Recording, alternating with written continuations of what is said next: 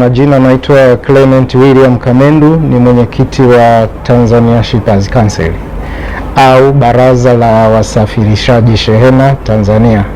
Sisi tumeipokea kwa furaha kubwa, kwa maana ya kwamba kwanza tozo haiepukiki, kama ni tunahitaji tuimarishe miundombinu, lakini kikubwa zaidi mamlaka ya bandari kwa maana ya TPA ambao ndio wako responsible na kudevelop infrastructure wao kama landlord, maana wako operators watatu, TPA wenyewe na wadau wengine wawili ambao wao ni wapangaji, lakini mwenye basic obligation ya kutengeneza miundombinu ya bandari ukiacha vifaa ni mamlaka yenyewe, na hiyo ni lazima ifanyike kupitia resources zetu wenyewe, kwa maana ya kwamba bandari na private sector, lakini hata serikali. Baada ya wadau kutoa maoni, Tanzania Shippers Council tukiwepo pamoja na wadau wengine, kwamba hii gharama itaongezea gharama ya usafirishaji kwenye industry ni kubwa mno.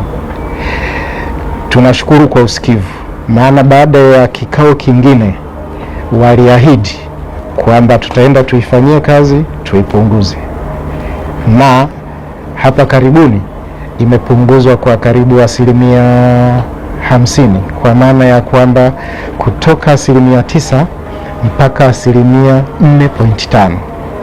Sisi tunaona ni usikivu wa hali ya juu wa mamlaka ya bandari, lakini pia serikali kwa ujumla. Kingine tunacho appreciate sio tu kwamba imepunguzwa, lakini pia ilitoa muda ulio reasonable kwa ajili ya industry kuabsorb hilo ongezeko,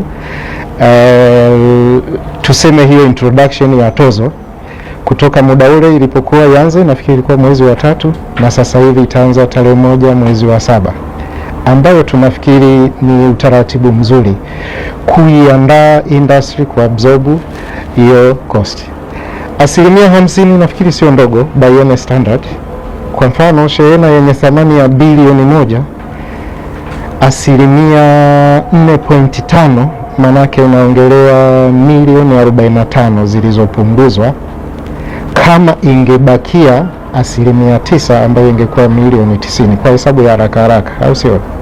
Kwa kifupi, tunatarajia ongezeko la kasi la miundombinu ili iendane na ongezeko la kasi la shehena.